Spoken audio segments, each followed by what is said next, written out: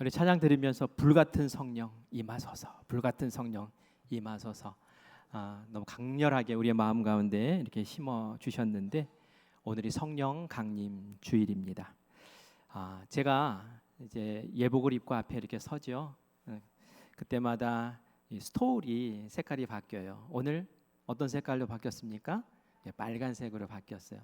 그리고 이 스토리 밑에 일부 예배 때는 안 보여드렸는데 보면은 어떤 이미지가 있습니까? 맞아요, 비둘기. 성령님이 비둘기 같이 임하셨다 해서 이런 문양도 있는데 빨간색이 이제 성령님, 불같이 임하신 성령님을 이게 의미하는 겁니다.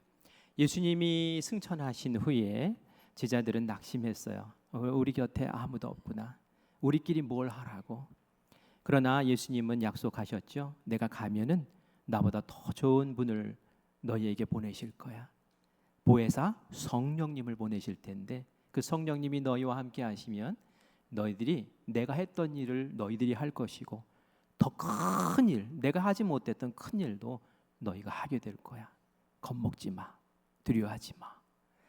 이렇게 격려하셨던 그 예수님의 말씀처럼 정말 성령님이 제자들 그 사도들에게 뜨겁게 임하셨고, 강림이라는 말이 뭐예요? 내려오신다는 얘기죠.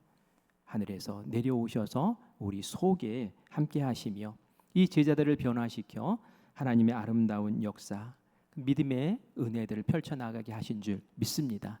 우리 올해 교회의 표어가 뭐죠? 같이 읽을까요? 시작. 기도로 성령 충만, 권능받아 영혼 구원. 그래요. 우리가 그래서 기도에 대한 말씀도 많이 나누었고요. 이제는 이제 성령 강림절을 맞아서 성령에 대한 말씀을 같이 나누며 우리 안에 성령님이 계시면 권능이 생겨요. 하나님의 능력이 생깁니다. 그래서 그 권능으로 아름다운 열매들을 맺으면서 예수님 자랑하는 귀한 계절이 되기를 간절히 바랍니다. 여러분, 복음 전하라고 말씀드리면 참 마음에 부담되죠.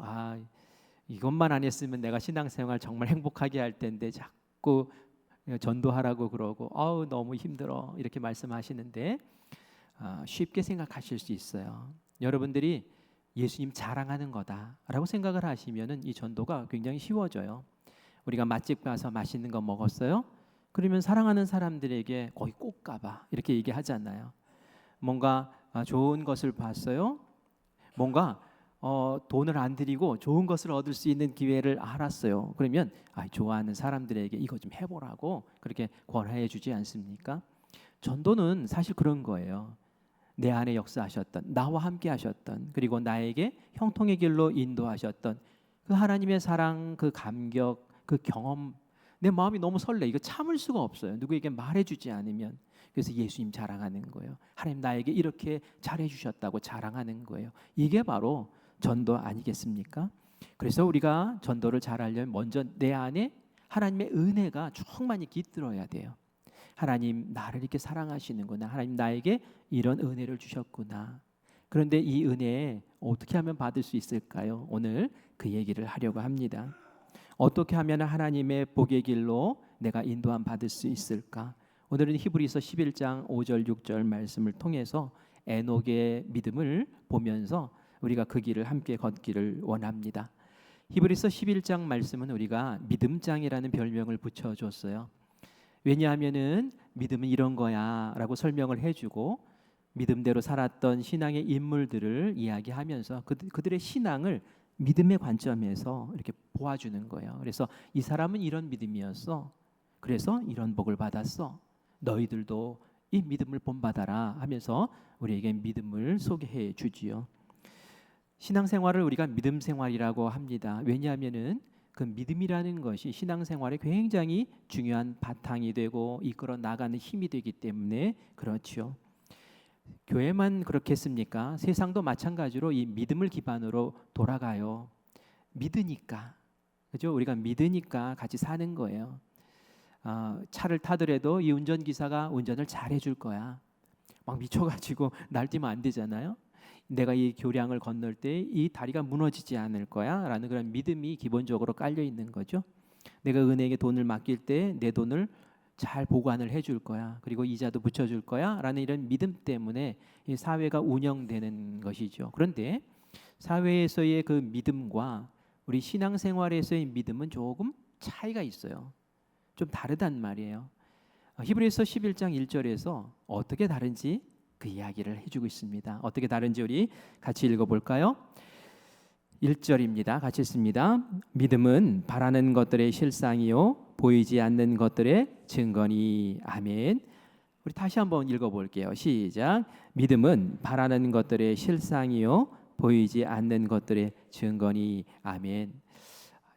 금방 이렇게 잘 읽어져요. 아, 그런 거구나. 근데 뜻이 잘 이해가 안 돼요. 믿음은 바라는 것들의 실상, 그건 무슨 말이지? 보이지 않는 것들의 증거, 그건 또 무슨 말이야? 읽기는 읽었는데 잘 이렇게 선명하게, 명료하게 이렇게 마음에 다가오지가 않습니다. 쉽게 풀어서 말씀을 드릴게요. 한번 잘 들어보세요. 믿음은 아직 눈에 보이지는 않지만 반드시 이루어질 것을 마치 이미 받은 것처럼 믿는 것. 다시 한번 말씀드릴게요. 믿음은 아직 눈에 보이지는 않지만 반드시 이루어질 것을 마치 이미 받은 것처럼 믿는 것. 이게 히브리서 11장 1절에서 말하는 믿음에 대한 내용입니다. 세상의 믿음과 어떤 차이가 있는 것일까? 세상의 믿음은 보이는 것, 확인한 것, 이런 것들을 보고 믿는 거예요. 거기에 대한 확신을 갖는 거고요. 또 어떤 바람을 갖는 거예요. 이에 비해서 하나님께서 말씀하시는 믿음은 하나님의 약속이 아직 이루어지지는 않았으나 반드시 이루어진다라고 확고히 신뢰하고 아직 보이지는 않지만 그것이 싫지 않은 것으로 받아들이고 그것을 받은 것처럼 행동하는 그 삶의 태도를 믿음이라고 말하는 거예요. 예를 들어서 아브라함을 얘기해 볼까요? 아브라함이 내가 가라는 약속의 땅으로 가라라고 말했어요. 어느 땅이라고 구체적으로 말씀도 안 해주셨어요.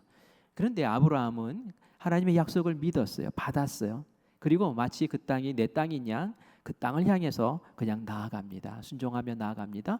그래서 믿음의 조상이라고 말을 하는 거예요. 그런 믿음을 얘기하는 거예요. 노아라는 사람이 있어요. 노아는 하나님께서 내가 이 땅을 물로 저주를 할 테니 너 방주 만들어라. 비를 한 번도 본 적이 없어요. 노아 때는 비가 내리지 않았거든요. 그런데 노아는 하나님께서 그렇게 하실 거야 라고 믿고 산꼭대기에 큰 방주 배를 지은 거예요. 산꼭대기까지 물이 차나? 상상도 못할 일인데도 불구하고 하나님께서 하신다면 하는 거지 하고 노망난 늙은이라는 그러한 비웃음을 받으면서 그 일을 했어요. 그래서 노아를 믿음의 사람이라고 얘기를 하는 거예요. 보이지는 않았으나 하나님께서 이루실 것입니다 라는 것을 믿고 마치 그것이 되어진 것인 양 그것을 위해서 나의 지금의 삶을 그렇게 살아내는 그 태도 그 모습이 바로 신앙에서 말하는 믿음이라는 거예요. 국내 성지 순례를 잘 다녀왔습니다. 강화도를 첫 방문지로 삼아서 우리가 강화도 기독교 역사 박물관 기념관을 들어갔어요. 그곳에서 해설사의 쭉 해설을 들으면서 참 은혜다. 어떻게 이 강화도 땅에 교인들이 예수님 믿는 사람이 전 주민의 50%나 된대요. 50%.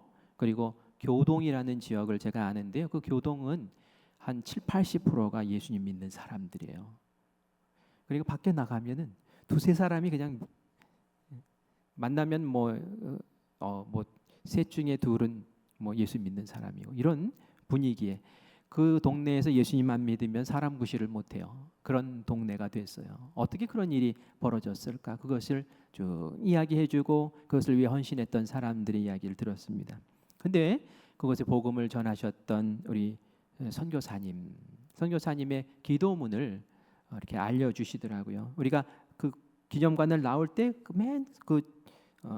나오는 그 문 벽 쪽에 그 기도문을 이렇게 띄워놨어요. 기도문을 보면은 지금 히브리서 11장 1절에서 말하는 그 이야기가 이 선교사님들이 어떻게 기도하게 하셨는지를 보게 합니다. 그래서 오늘 같이 좀 읽어드리려고 해요. 제가 앞부분은 좀 한 절반 정도는 읽고요. 여러분들이 그 후반부는 여러분들과 함께 좀 읽어보려고 해요. 이렇게 기도가 시작됩니다. 주여, 지금은 아무것도 보이지 않습니다. 참 절망적인 기도죠. 지금 아무것도 보이지 않습니다. 주님, 메마르고 가난한 이곳 조선 땅, 나무 한 그루 시원하게 자라 오르지 못하는 이 땅에 저희들을 옮겨와 심으셨습니다. 그 조선 땅이 그 당시 그랬던 거예요. 황량하고 그 땅에 저희들을 옮겨와 심으셨다는 거예요. 그 넓고 넓은 태평양을 어떻게 건너왔는지 그 사실 자체가 기적입니다. 지금은 아무것도 보이지 않습니다. 보이는 것이 있대요. 보이는 것은 그저 고집스럽게 얼룩진 어둠뿐, 어둠과 가난과 인습에 묶여 있는 조선 사람뿐입니다. 그들은 왜 묶여 있는지 고통이라는 것도 모르고 있습니다. 고통을 고통인 줄 모르는 자에게 고통을 벗겨주겠다고 하면 의심부터 하고 화를 냅니다. 조선 남자들의 속셈이 보이지 않습니다. 이 나라 조정의 내심도 보이질 않습니다. 가마를 타고 다니는 여자들을 영영 볼 기회가 없으면 어쩌나 합니다. 조선의 마음이 전혀 보이지 않습니다. 그리고 저희가 해야 할 일이 전혀 보이지 않습니다. 이게 그 선교사님들이 그 조선 땅을 와서 보면서 하는 그 안타까운 마음이, 와, 이 땅에서 도대체 뭘 할 수 있지 우리가? 이런 마음이었어요. 절망이었어요. 그러나 그 이후에 기도문을 우리 같이 읽으면서 이 기도가 바뀌는 것을 함께 확인했으면 좋겠습니다. 우리 자막을 보면서 같이 읽어볼까요? 시작. 그러나 주님, 순종하겠습니다. 겸손하게 순종할 때 주께서 이 일을 시작하시고 그 하시는 일을 우리들의 영적인 눈으로 볼 수 있는 날이 있을 줄 믿나이다. 믿음은 바라는 것들의 실상이요 보지 못하는 것들의 증거니라고 하신 말씀을 따라 조선의 믿음의 앞날을 볼 수 있게 될 것을 분명 믿습니다 하고 고백을 하는 거예요. 하나님, 우리 눈에는 아무것도 보이지 않지만, 희망이라는 것도 보이지 않지만, 그래도 하나님께서 우리를 여기에 심으셨을 때 우리에게 주신 믿음이 있잖아요. 조선 땅을 너희가 변화시키고 복음화해라. 그래서 저희는 그 약속 붙잡고 순종함으로 해보겠습니다 라는 거예요. 우리 영의 눈을 열어서 보게 하실 줄 믿습니다 라는 거예요. 자, 우리 또 이어지는 기도 같이 보겠습니다. 지금은, 시작. 지금은 우리가 황무지 위에 맨손으로 서 있는 것 같사오나 지금은 우리가 서양 귀신, 양귀신이라고 손가락질 받고 있사오나 자녀들이 우리 영혼과 하나인 것을 깨닫고 하늘나라의 한 백성, 한 자녀임을 알고 눈물로 기뻐할 날이 있음을 믿나이다. 지금은 예배드릴 예배당도 없고 학교도 없고 그저 이곳 모든 사람들로부터 경계의 의심과 멸시와 천대함이 가득한 곳이지만 이곳이 머지않아 은총의 땅이 되리라는 것을 믿습니다. 주여, 오직 제 믿음을 붙잡아 주소서. 아멘, 아멘. 믿습니다. 지금은 이렇지만, 지금은 교회도 없고, 지금은 예배당도 없고, 지금은 학교도 없고, 지금은 복음 들을 마음에 준비된 사람도 하나도 없고 그 속 마음조차도 모르겠는 지금이지만 그래도 믿습니다. 왜? 하나님이 이루신다고 하셨으니. 저희가 그것을 받고 이 미신의 땅, 우상 숭배의 땅, 억압과 어둠의 땅, 이 땅에서 하나님께서 이루실 그것을 내 마음과 품고 우리가 힘을 내서 용기 내서 소망으로 선포하며 실상이 되게 하여 주시옵소서. 기도로 선포하며 나가겠습니다 라고 고백했던 선교사의 기도예요. 이게 1885년도에 4월에 부활절에 들어오셨던 아펜젤러 선교사님, 언더우드 선교사님이 조선 땅을 보면서 기도했던 기도라는 말이에요. 이 기도가 어떻게 됐습니까? 기도대로 됐습니다. 100년이 지난 올해가 140주년이에요. 그래서 올해 이 한국 선교 140주년 기념 행사들이 있을 텐데 100년이 지난 지금 보세요. 이 땅이 어떤 땅이 됐습니까? 교회가 얼마나 많아졌습니까? 얼마나 많은 그리스도인들이 생겼습니까? 얼마나 많은 학교들이 세워졌습니까? 선교사님들의 기도대로 이화, 여대, 연세대, 배제대 다 우리 선교사님들이 세워 올린 학교들 아닙니까?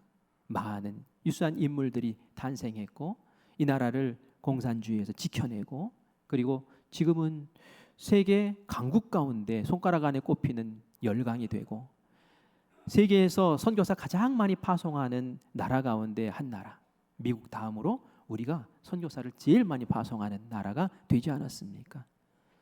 그때 보이는 것이 아무것도 없습니다 하고 확 포기해 버렸으면 아무것도 되지 않았을 거예요. 그러나 지금은 이렇지만 하나님 약속의 말씀, 하나님 믿음의 실상, 증거가 될 줄 믿습니다라고 고백하며 나아갔던 그 기도대로 하나님께서는 역사를 이루신 줄 믿습니다. 그래서 믿음이라는 게 중요한 거예요. 믿음대로 되는 거예요. 믿음대로 되는 것. 예수님께서 우리의 믿음을 보시고 역사하시는 것을 여러분 꼭 기억하셔야 돼요. 두 맹인이 있었어요. 앞이 보고 싶었어요. 예수님의 소문을 들었어요. 예수님 다 고치신다는 거예요. 이들이 예수님을 찾아왔습니다. 예수님, 저희들을 좀 고쳐주세요. 예수님이 묻습니다. 너희들 정말 믿냐? 내가 너희들 고칠 것 같아? 그래, 믿어? 그랬더니 말합니다. 그렇게 하실 줄 믿습니다. 예수님이라면 그렇게 하실 줄 믿습니다. 그때 예수님께서 말씀하세요. 마태복음 9장 29절입니다. 같이 읽겠습니다. 이에 예수께서 그들의 눈을 만지시며 이르시되 너희 믿음대로 되라 하시니 아멘. 눈이 고쳐졌어요. 그런데 예수님 뭐라고 그러셨어요? 너희 믿음대로.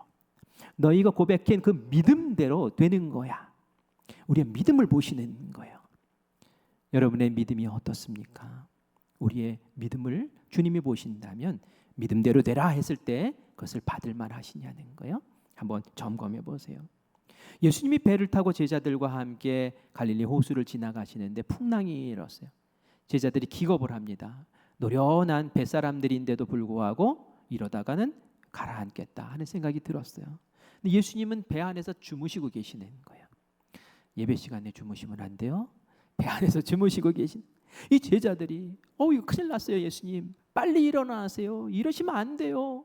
그랬더니 예수님이 눈을 뜨시면서 한마디 하십니다. 자, 우리 마태복음 8장 26절 같이 읽습니다. 시작. 예수께서 이르시되 어찌하여 무서워하느냐 믿음이 작은 자들아 하시고 곧 일어나 바다를 꾸짖으시니 아주 잔잔하게 되거늘. 아멘. 일어나셔서 말씀하시는 거예요. 믿음이 작은 자들아. 믿음도 크기가 있는 거예요. 온전한 믿음이 있는가 하면 작은 믿음이 있는 거예요. 흔들리는 믿음, 흔들리는 믿음대로 될지어다 이러면 망하는 거예요. 그렇죠? 안 믿거든. 이 믿음도 주님께서 인정하시는 믿음, 주님께서 기뻐하시는 온전한 믿음으로 우리가 자라나야 되는 거죠. 이 믿음이 그렇게 소중한 거예요. 믿음이 없이는 하나님을 기쁘시게 하지 못한다라고 오늘 말씀하죠. 우리 6절 말씀 같이 읽습니다. 믿음이 없이는 하나님을 기쁘시게 하지 못하나니 하나님께 나아가는 자는 반드시 그가 계신 것과 또한 그가 자기를 찾는 자들에게 상 주시는 이심을 믿어야 할지니라. 아멘. 믿음이 없이는 하나님 기뻐하시지 않는다는 거예요. 하나님이 기뻐하시는 믿음, 그런 믿음 다 가지면 하나님이 상 주신대요.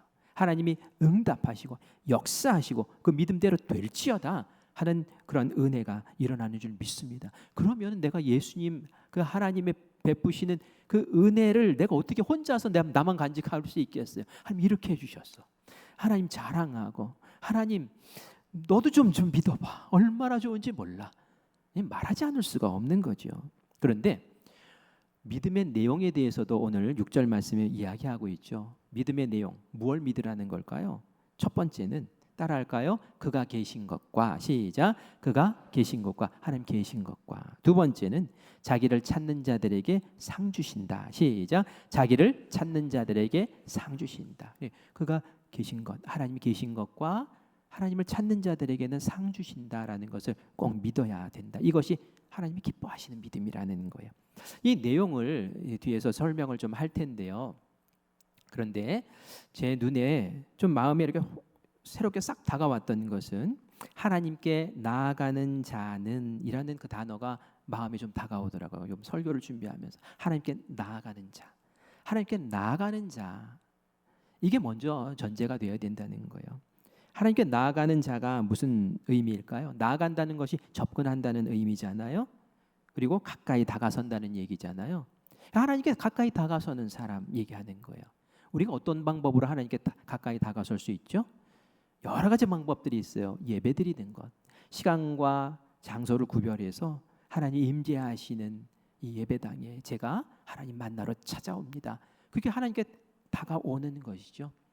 밖에 나가서 놀 수도 있고 집에서 그냥 유튜브로도 할 수 있어요. 그러나 내가 하나님 앞에 더 가까이, 하나님께 내 마음을 드리기 위해서 더 가까이 나오는 그 모습이 바로 하나님께 가까이 다가서는 거예요. 또 기도하는 것도 마찬가지죠. 내 일상의 여러 가지 일들 그냥 내 생각대로 처리할 수 있어요. 그러나 하나님 이거 어떻게 하면 좋을까요? 하고 하나님께 기도하는 것, 그게 하나님께 다가서는 거예요. 말씀을 읽고 순종하는 것도 마찬가지입니다. 그전에는 내 상식, 내 어떤 형편대로 그냥 알아서 하다가 하나님 이건 아닌 것 같아요. 제가 이렇게 열심히 내 뜻대로 해봤으나 한계가 있네요. 하나님의 뜻을 좀 알고 싶어요. 이제는 하나님의 뜻대로 한번 살아보고 싶어요. 하나님 저에게 말씀 주세요 하고 말씀을 보고 말씀 주실 때 순종하고, 이게 하나님께 다가서는 그런 모습이라는 거죠. 회개야말로 하나님께 다가서는 겁니다. 죄의 길을 걷다가 이게 아니야 하고 딱 돌이켜서 하나님 바라보고 나아가는 그 발걸음, 그게 또 하나님께 다가서는 모습이에요. 성령님을 우리에게 주신 이유가 뭘까요? 성령 강림절에 한번 생각해 봐요. 하나님은 말이죠, 우리와 가까이 하기 원하세요. 그리고 우리에게 가까이 다가오기를 원하세요. 하나님은 먼저 우리에게 가까이 다가오셨어요. 이전에 하나님은 저 위에 계신 하나님이었어요. 때로는 구름 기둥 불 기둥으로 앞에서 인도를 해 주시기도 하셨어요. 그런데 그 하나님이 예수님을 보내주셔서 우리 곁에 함께 살게 하셨어요. 제자들은 예수님과 3년 동안 동고동락할 수 있었고 예수님 늘 곁에서 같이 볼 수 있었어요.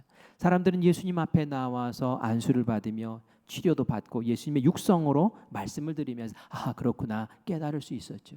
그런데 이번엔 예수님이 가시더니 예수님께서 다른 분을 보내주셨는데 성령님을 보내주셨어요. 그 성령님은 앞에 계신 분입니까? 곁에 계신 분입니까? 안에 계신 분입니까? 안에 계신 분이에요. 하나님은 점점 우리에게 가까이 우리의 속까지 들어오셨다는 거예요. 그러면서 우리에게 요구하시는 거예요. 너희도 나와 가까워져라 라는 거예요. 그런 만남, 그런 뜨거운 연결이 있을 때에 하나님께서는 우리가 가까워졌구나, 그래 내가 너에게 베풀 복이 있어 하고 우리를 또 뜨겁게 만나주시는 줄 믿습니다. 중요한 것은 사모하는 마음이에요. 하나님 저도 가까이 가고 싶어요. 하나님께서 나에게 가까이 다가오신 것처럼 저도 가까이 가고 싶어요. 그게 바로 성령을 구했던 사도들의 애절한 기도였죠. 그런 갈급함이 있어야 돼요. 저는 하나님께 가까이 가는 방법 가운데 한 가지 또 추천해 주고 싶은 것이 예수 동행 일기를 꼭 써보시라는 거예요. 예수 동행 일기 세미나를 하고 한 100명 정도의 우리 성도님들이 거기에 가입해서 함께 참여하고 있어요. 열심히 매일매일 예수 동행 일기 쓰시는 분도 계시고, 또 어떤 분은 이렇게 관망하고 계시다. 이거 말재주가 없어서 뭐 이러면서 이제 또 주저하시는 분도 계시고, 한두 번 쓰고 또 이렇게 바라보시는 분도 계시는데 점점 많아졌으면 좋겠어요. 근데 열심히 예수 동행 일기 쓰시는 분은 변화가 있대요. 어떤 변화일까요? 그것은 매일매일 살면서 예수님을 의식하는 시간이 점점 많아진다는 거예요.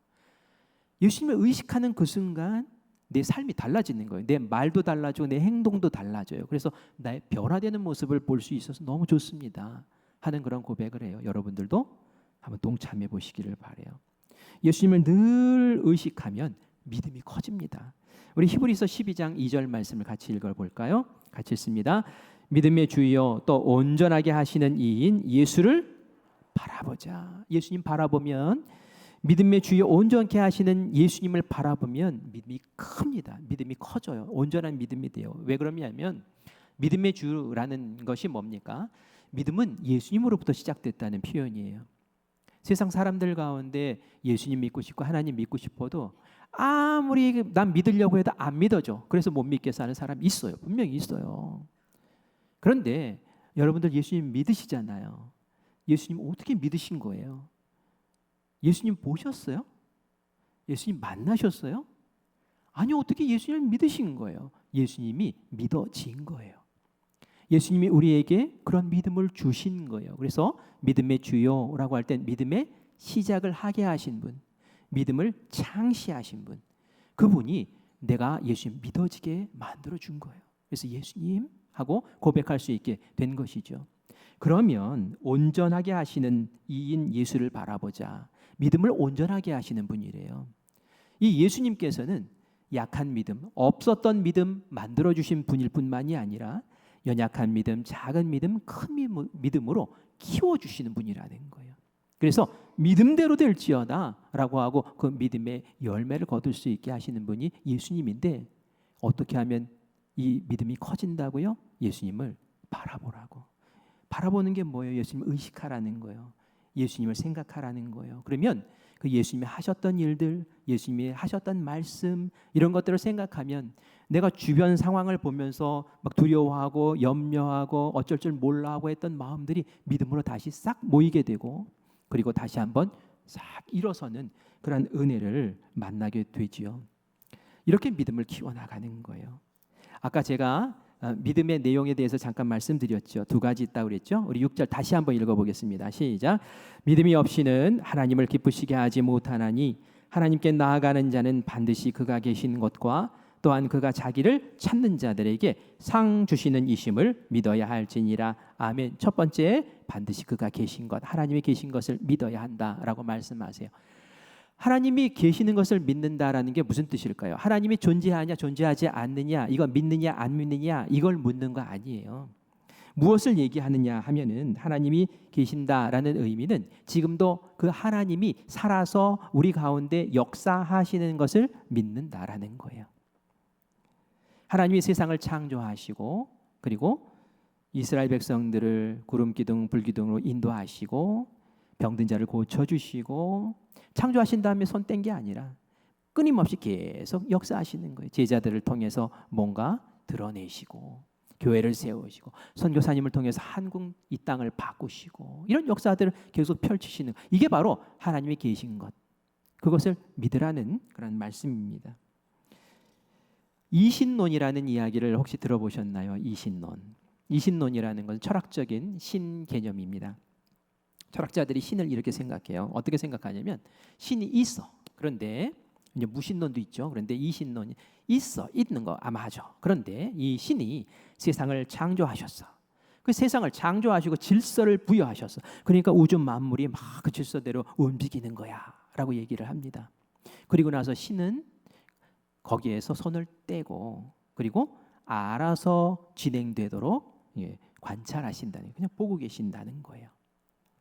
세상에 더 이상 관여하지 않는다는 거예요. 그래서 그들은 설명할 때 이렇게 얘기해요. 탁상 시계가 있어요. 옛날에, 지금은 뭐 배터리 집어넣지만, 배터리 집어넣는 마찬가지겠지만 태엽을 쭉쭉쭉쭉 감아서 빵빵하게 채워 넣으면은 이게 몇 달 가기도 하잖아요. 하나님이 창조하셨을 때 시계를 창조하시고 태엽을 감아서 질서를 부여하시고, 그리고 돌아갈 수 있도록 세팅을 딱 해놓으시고, 그 다음부터는 이제 손 떼고 보신다는 거예요. 몇 시구나 이렇게. 이게 바로 이신론이 생각하는 신개념이라는 거예요. 그런데 기독교의 신개념, 우리가 하나님을 믿는 신개념은 다릅니다. 그것을 우리가 유신론적 신앙, 유신론적 기독교라고 얘기를 해요. 뭐 한번 어렵게 생각하실 필요 없어요. 굉장히 쉬운 이야기예요. 전능하신 하나님이 세상을 창조하셨어요. 질서를 부여하셨어요. 그래서 질서대로 세상이 움직입니다. 그런데 하나님께서 손 떼고 팔짱 끼고 있는 게 아니라 움직이는 이 세상을 관찰하시고 사랑하세요. 그리고 이 세상에 관여하시는 거예요. 인간의 삶에도 개입하세요. 왜냐하면 하나님은 인격적인 분이시기 때문에 그렇죠.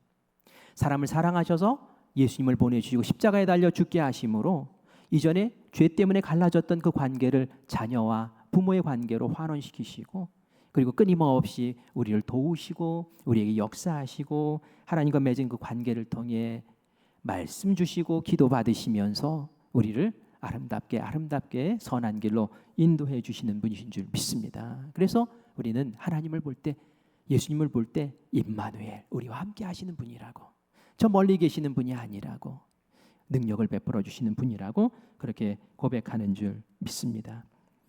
그래서 우리가 하나님을 찾을 수가 있는 거예요. 팔짱 끼고 있는 하나님 같으면 우리가 뭘 찾아요? 찾아도 못 본 척 하실 텐데.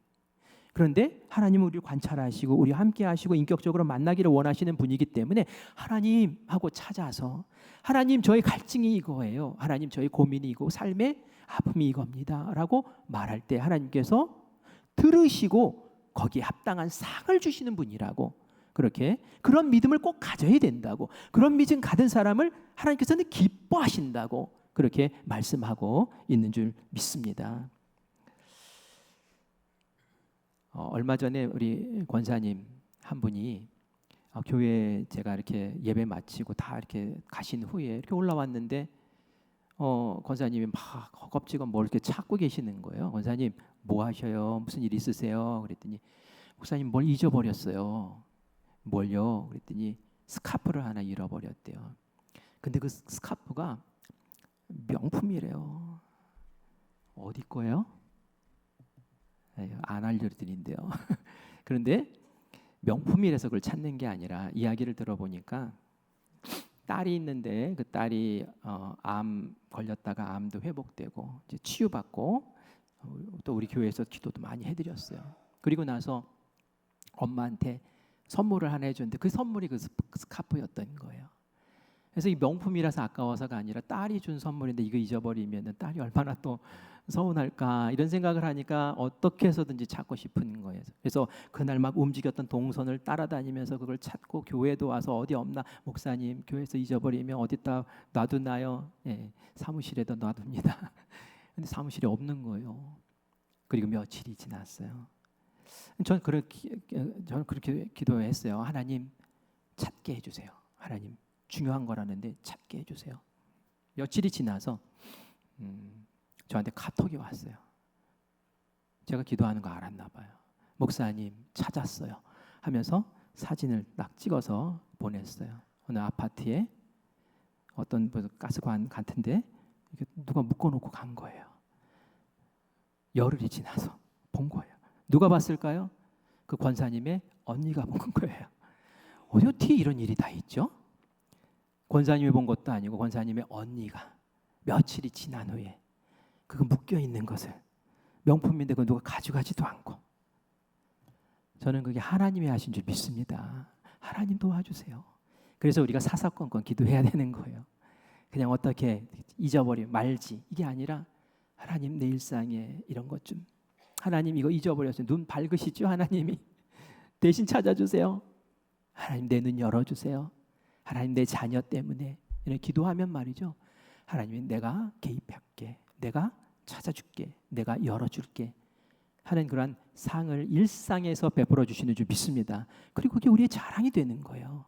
이게 전도가 어려울까요? 아니요. 예수님 자랑하는 게 뭐가 어려워요? 예수님 나에게 이렇게 내가 먼저 은혜 받는 게 필요한 거예요.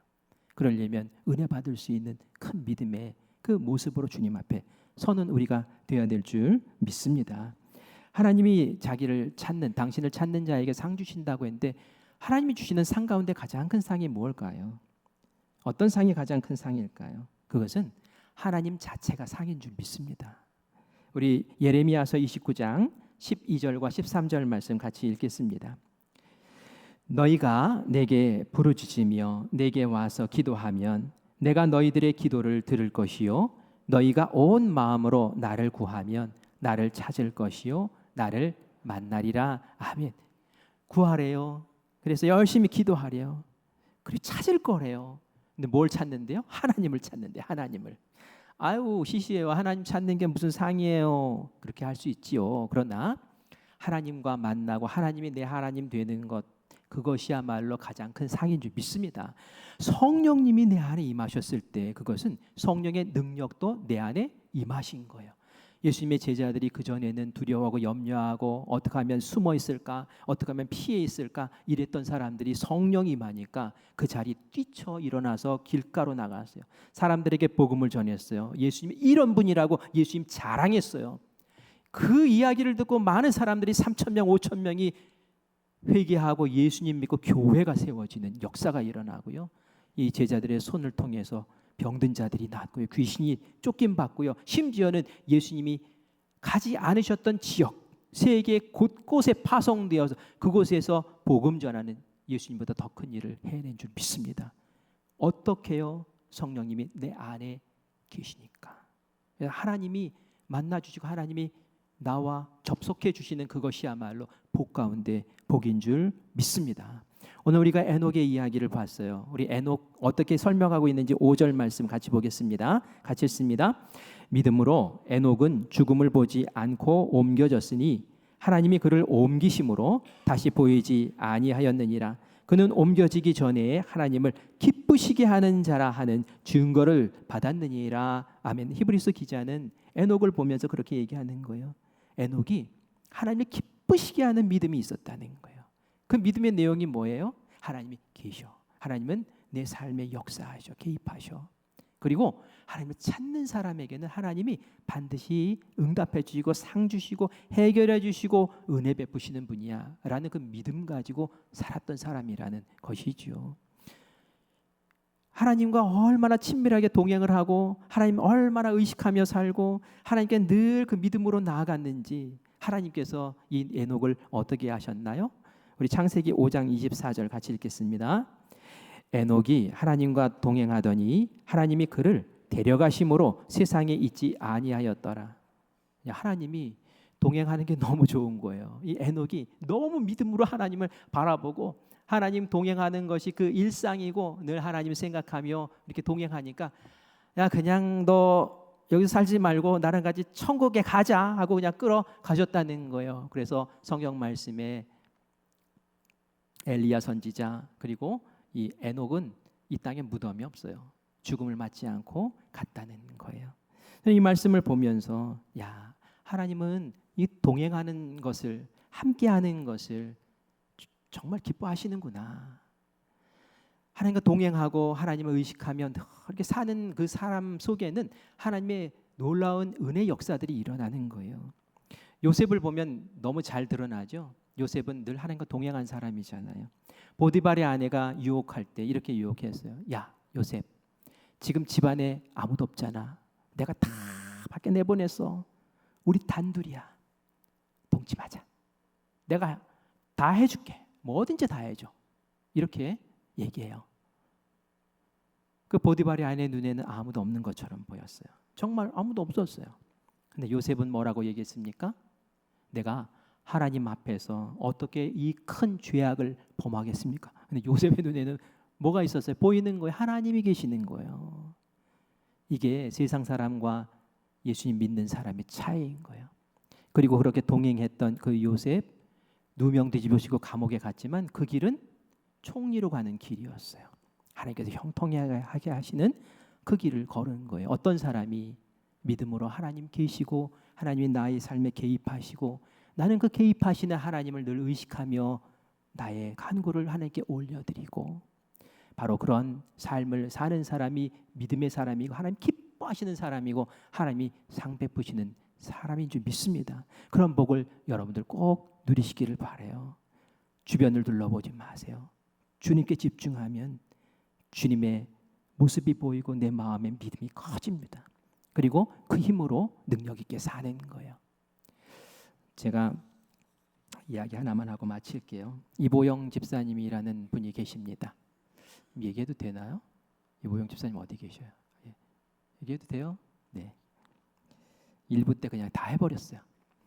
이보영 집사님이 우리 국내 성지순례를 이제 가는데 못 가겠다고 그러시는 거예요. 그래서 딸 때문에 그렇구나. 딸이 이제 좀 섭식 장애가 좀 있어요. 그래서 음식을 잘 안 먹으니 엄마가 얼마나 마음이 아프겠어요. 딸도 여기 있어요. 예솔아 얘기해도 돼? 그래요. 예솔이가 몇 달 동안 밥을 먹고 싶은데 밥이 안 먹히는 거예요. 본인도 얼마나 마음 아프겠어요. 엄마 속상해하는 거 다 보이는데 말이죠. 그래서 보면 몸은 자꾸 기운이 떨어지고 밥은 안 먹히고 그러니까 병원에 가서 어디 문제가 있는지 싹 뒤져보는데도 문제가 없다는 거예요. 그래서 어떻게 해서든지 먹이려고 애를 쓰는데 이게 안 되는 거예요. 학교에서도 애가 너무 기력이 없는 것 같으니 어떻게 데려가라고 이런 상황이 벌어지니 엄마 마음이 얼마나 무너지겠어요. 차라리 내가 그러면은. 근데 나이 40에 결혼하고 낳은 외동딸이거든요. 그러니 이 딸이 아프니 얼마나 마음이 아파요. 그런데 최근에 이제 성지순례 이제 신청을 해놓고 그리고 나서는 이제 가려고 했는데 딸이 또 아프니까 병원에 놓고 수액 맞추려고 이렇게 보내고 있으니 어떻게 간다고 얘기하겠어요? 취소를 이제 하겠다고 얘기를 했던 거죠. 이보영 집사님이 힘들었어요. 수원에 아이 데려가서 좀 아주대 병원에서 좀 잘 검사 받고 뭔가 병명을 알아서 좀 해줬으면 좋겠다는 마음으로 갔는데 그 병원에서도 조영제를 집어넣고 이렇게 조사를 하잖아요. 조영제 넣으면 아이가 못 견딜 것 같으니 그냥 데리고 가라고. 그래서 아이 데리고 그냥 또 왔어요. 그러니 마음이 와장창 무너진 거죠. 상황을 보니 아무것도 할 게 없는 거예요. 하나님, 제가 할 게 뭐 있어요? 하나님 원망하는 마음이 마음 가운데서 막 올라오는 거예요. 하나님, 제가 잘못했습니까? 제가 죄가 있습니까? 제가 죄가 있으면 저를 치셔야지 왜 제 딸을 치십니까? 하나님 그런 분이십니까? 하나님, 제가 하나님 앞에 헌신하면은 애쓰면은 하나님께서 그래도 우리 딸 좀 고쳐주실 것 같아서 찬양단도 하고요, 방송실도 하고요, 그리고 또 푸른 대학 그 교사도 하고요. 저는 그냥 이것저것 해서 하나님 좀 이뻐해 주셔서 우리 딸 좀 고쳐주실까 해서 이렇게 애쓰는데 하나님 이게 뭐예요? 눈물이 막 쏟아지는 거예요. 2시간 반 그렇게 울면서 자기의 아픈 마음을 토로를 하는 거죠. 그런데 이제 성지순례 가는 전날 또 가겠다는 거예요. 이게 뭔가 그랬더니 목사님, 우리 딸이 드디어 먹기 시작해요 라고 얘기를 해요. 그리고 아빠도 옆에 오셔서 같이 딸하고 같이 지내면서 이제 먹기 시작하고, 그래서 지금 같이 이렇게 나와서 있어요. 우리 박수 한번 해드릴까요? 그래요. 우리 잘 먹고 튼튼하게 잘 자라세요. 네, 우리 아빠도 감사합니다. 이보영 집사님도 감사해요. 이보영 집사님이 자꾸 상황들을 보면 어떻게 돼요? 막 무너지는 거예요. 무너지는 거예요. 하나님 도대체 계시는 거예요? 하나님 나 뭐 사랑하시는 거예요? 하나님 왜 이러세요? 하면서 마음이 와장창 무너져요. 그러나 하나님 다시 바라보고 기도하고 하나님 좋으신 분입니다. 예수님 말씀하셨잖아요. 수고하고 무거운 짐진 자들아 다 내게로 오라. 짐 가운데 제일 무거운 짐 뭔지 아세요? 인생의 짐이에요. 인생의 짐. 우리 다 지고 있는 그 짐이에요. 다 와라. 내가 너희를 쉬게 해줄게. 그리고 너희들에게는 지기 쉬운 멍에를 줄 거야. 이 멍에는 뭐예요? 이렇게 같이 짐승이 둘이서 같이 이렇게 지고 끌고 가는 거죠. 한 사람은 그 멍에를 지는 사람은 나. 옆에 예수님이 함께 져주시겠다는 거예요.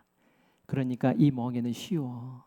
나와 함께 이 길을 걷자.